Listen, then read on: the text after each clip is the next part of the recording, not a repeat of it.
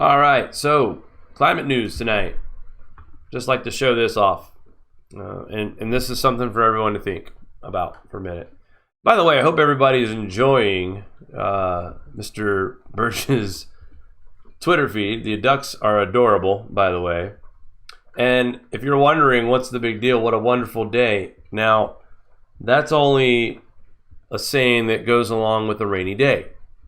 When you're being sarcastic and you're passing someone else by and it's pouring down rain, you look at them and say, what a wonderful day for a duck.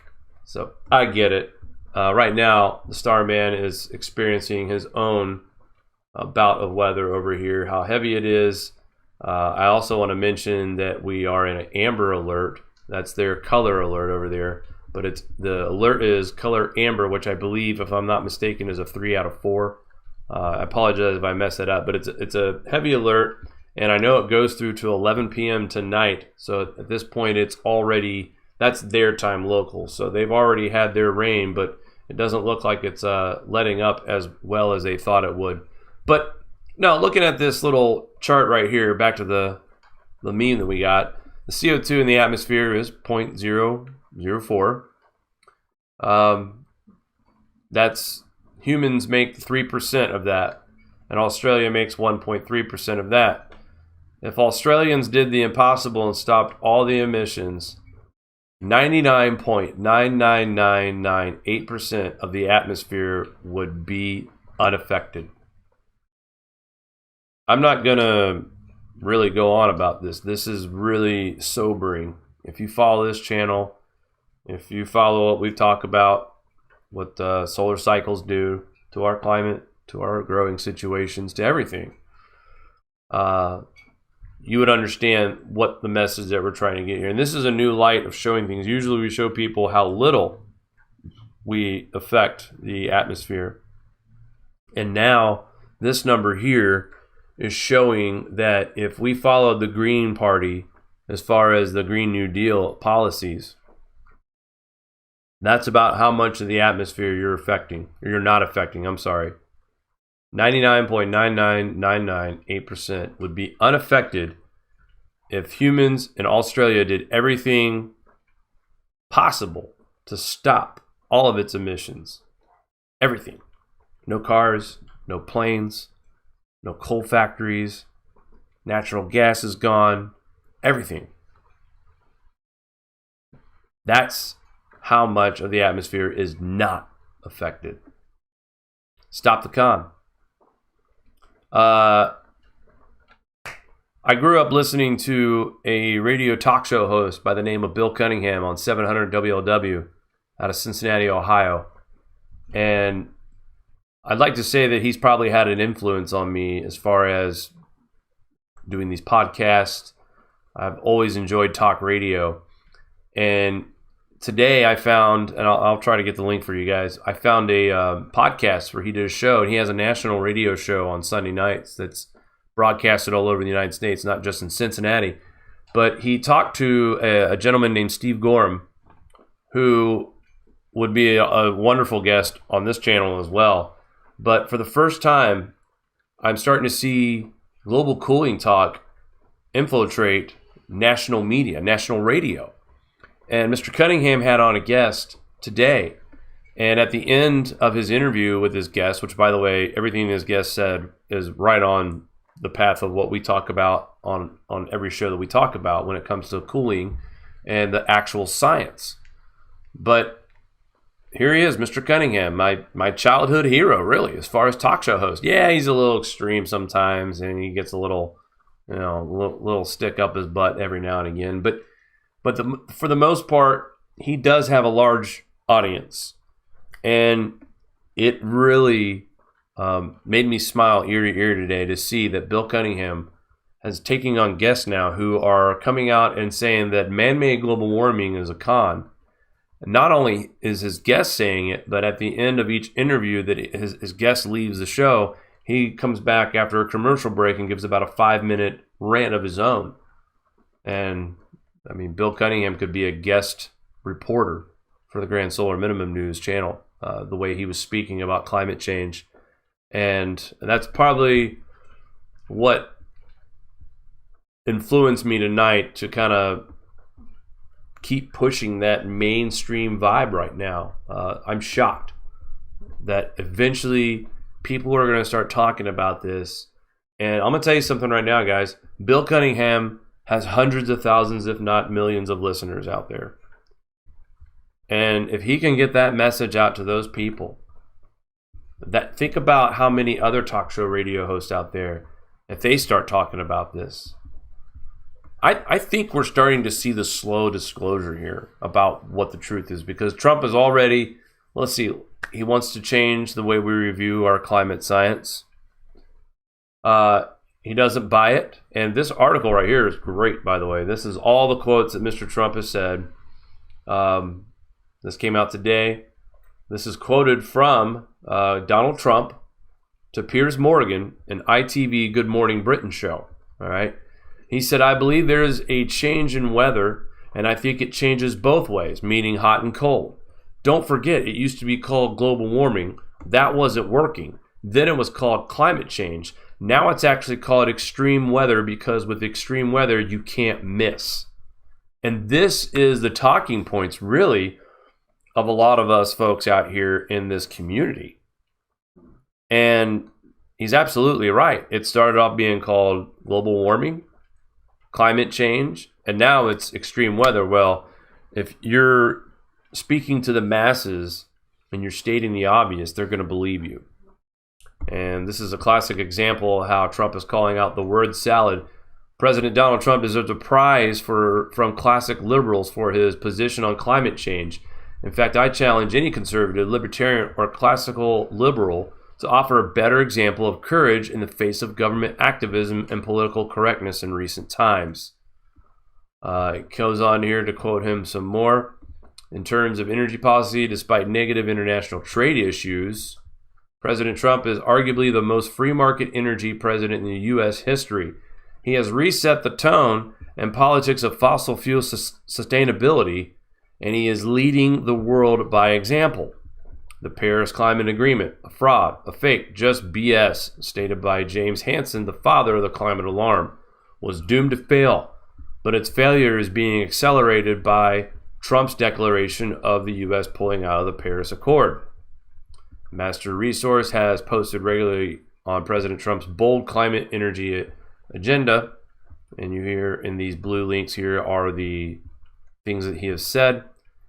But here's a few things also from President Trump. Climate change is a very complex subject. I'm not sure anybody's ever going to really know.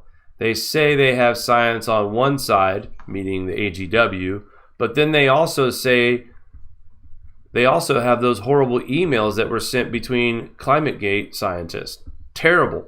And he's referring to the admission of these scientists that work underneath the IC or the IPCC and NOAA that were cooking the books to achieve their agenda. He goes on saying, terrible, where they got caught, So you see, and you say, what's this about? I absolutely have an open mind. So what he's saying here is that, so we're supposed to trust the people that put together this climate report that tells us that we're warming. And we're supposed to believe these folks that say in this report that man has caused it. But then they get caught in ClimateGate sending emails that show a little bit of cooking of the books. Trump's calling it out. Now comes the latest Trump interviews with Piers Morgan on Good Morning Britain. I just read to those comments on the meeting with Prince Charles, which went from scheduled 15 minutes to 90 minutes because of Charles' zealotry, bigotry, basically, regarding climate change, or not bigotry, but just regarding the climate change itself. Notice the politeness of Trump in the face of doomsayer, who obviously went way too long. Talking about he's really into climate change, and I think that's great. What he really wants and what he really feels warmly about is the future. He wants to make sure future generations have climate that is good climate as opposed to a disaster, and I agree. So trying to decipher Trump's gibberish sometimes, he's saying he supports his efforts in wanting clean air, clean water, And he goes on saying that here. I did say to Prince Charles, well, the United States right now has among the cleanest climates there are based on all statistics. And it's getting even better because I agree with you that we want the best water, the cleanest water. Crystal clean. Has to be crystal clean, clear. That's his words, not mine. China, India, Russia, many other nations, they have not very good air, not very good water, and the sense of pollution and cleanliness.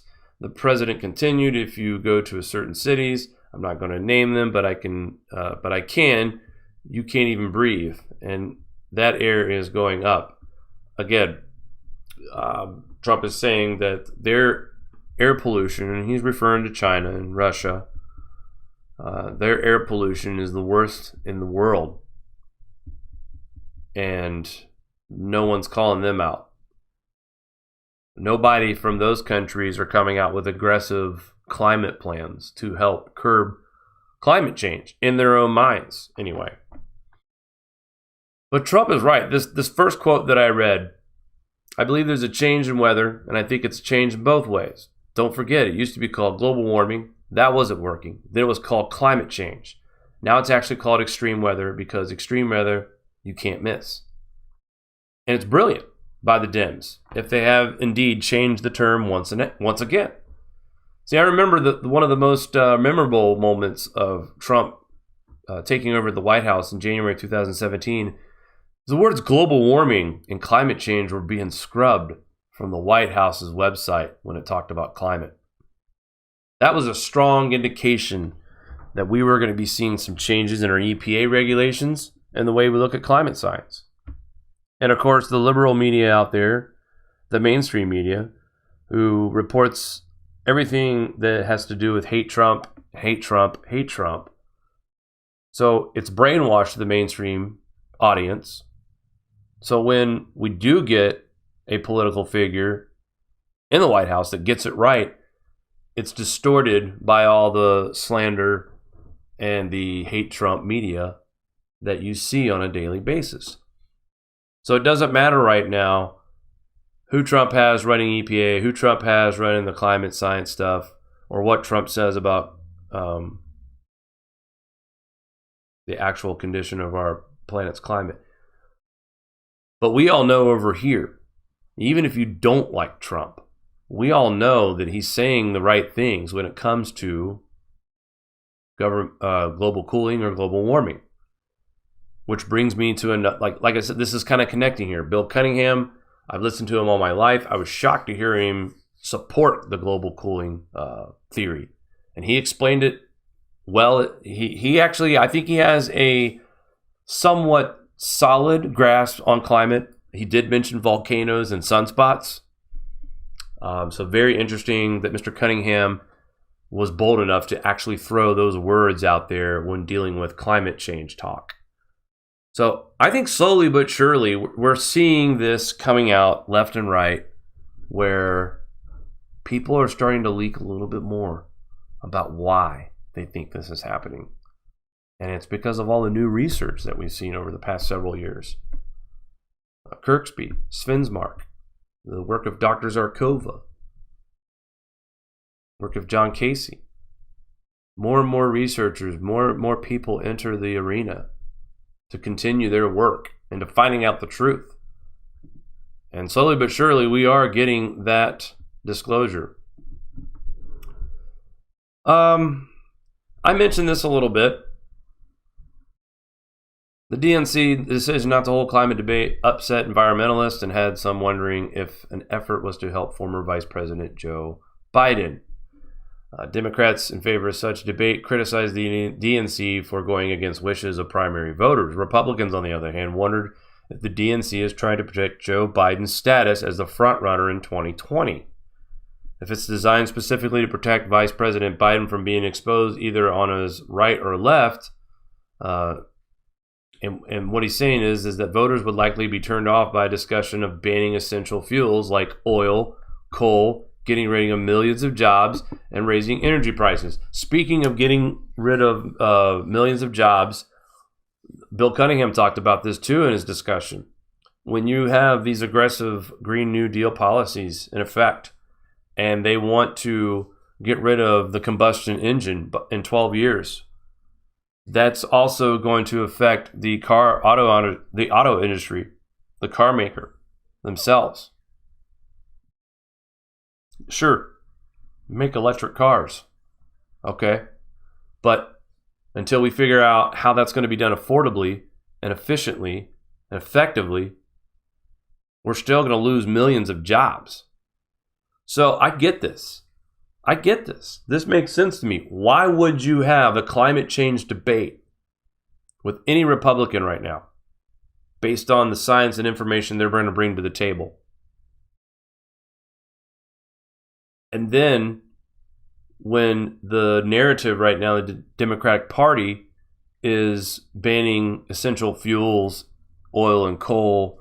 And listen, these folks in the northern plains, the Midwest, the Northeast, the Northwest, and even in California, they're not going to like that idea of coal and oil going away. Okay, they stayed warm this winter because of that. And I know we keep saying this, but it doesn't look like 2019, 2020 winter is going to be mild whatsoever. Just putting that out there right now. The cold air is going to be here a lot quicker, in my opinion, and just based on current conditions. Everything that we've gone over. That's the only reason why I'm making that guess right now. Based on everything that we've looked at from all these volcanoes that are going off. TCI is dropping again. You know, we're cooling in the global anomaly temperature. Dr. Roy Spencer, UAH, dropped again. Going into June, temperatures dropping. So, yes, the Democratic Party absolutely did cancel this climate change debate to protect Joe Biden and his status right now, because he still is an attractive candidate for the Democratic Party. And he doesn't even know what he wants to do about climate change or what policies he wants to. I don't think he fully understands the situation. So this is a huge win for Joe Biden if they indeed, and it says they did reject it. So in my opinion, this was definitely a campaign tactic. They're going to base their climate change campaign in the ads that you see on TV in Zombieland and hope to hook in the masses when they show these disastrous footage of flooding, and they'll blame it on global warming, and they'll show you all the snow and they'll blame it all on global warming, and somehow they'll show you the peaks of the Colorado mountains. After 2018 we barely had any snow cover, and this year in 2019 we damn near quadrupled the amount of snow that was in that region. When I was looking at the before and after pictures on Twitter, it's quite astonishing, especially the jump it made from 2018 to 2019. Quite significant. So right now, like President Trump said, global warming didn't work out. Climate change wasn't panning out either. So now we can just call it extreme weather and blame it on man. But obviously that just shows the ignorance of these people. They don't understand why we've seen an increase in tornadoes this year. We had a lot more colder air in our atmosphere in 2019 than we did last year. That's a fact. Cooling takes time. It's not an overnight abrupt climate change unless we get some crazy phenomenon that happens. And right now, everything is just following the guide of your typical natural weather during these cycles and these changes that we're experiencing right now on the planet. We'll leave a link once again at our website, thegrandsolarminimum.com. And this article here, okay, so Mari and I discussed this, and it's kind of a bit of a hypocrisy here, because the people here in this community, Grand Solar Minimum community, we get accused of claiming that the Grand Solar Minimum causes ice ages and that we're fear-mongering by saying things like that. We don't say that here. I've never really heard any other channel say that as well. We do know that solar minimums and grand minimums do affect the climate on this planet. It's been documented throughout time. That's what we talk about, the historic part of this. And then we kind of compare the current events on what's happening right in front of us with history too. And I want to bring this up because Paul Beckwith, we've talked about him before. They mentioned him, and they say, as a member of a system of climate change, not climate change, this morning, I received links to a couple of YouTube videos about 2019 crop production. This writer is kind of irritated because Beckwith suggests that we will be in a severe food crisis by September. In fact, he is claiming that by September we will be starving in certain places of the world. Now, this person just kind of picks out and criticizes that, he's not taking in consideration of all the corn that's being destroyed because of flooding that may go towards fuel, ethanol, or it may go towards animal feed. But nonetheless, how you want to pick this apart, the point I'm trying to make is that I find it odd that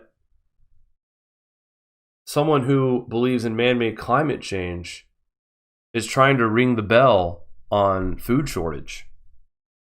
And whether we agree about the principle, how we got there, there are indications that he's seeing that alarms him about crops. Now, I'll give him some small credit.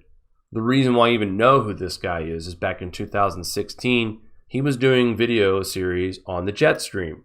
And this is where my journey to the grand solar minimum began, believe it or not, talking and learning about jet streams.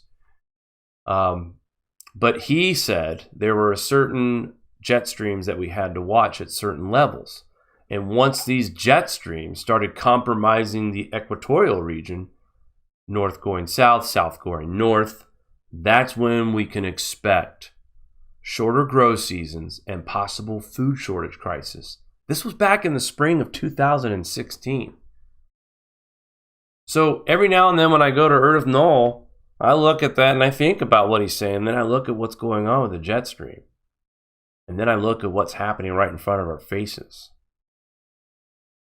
So was he right? Sort of.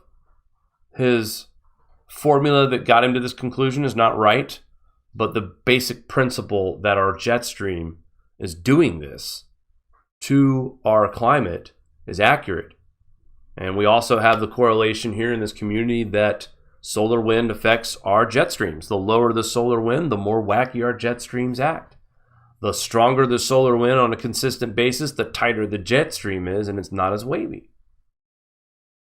Obviously, we are experiencing low solar activity during solar minimums, which hasn't even technically began until late this year and early 2020.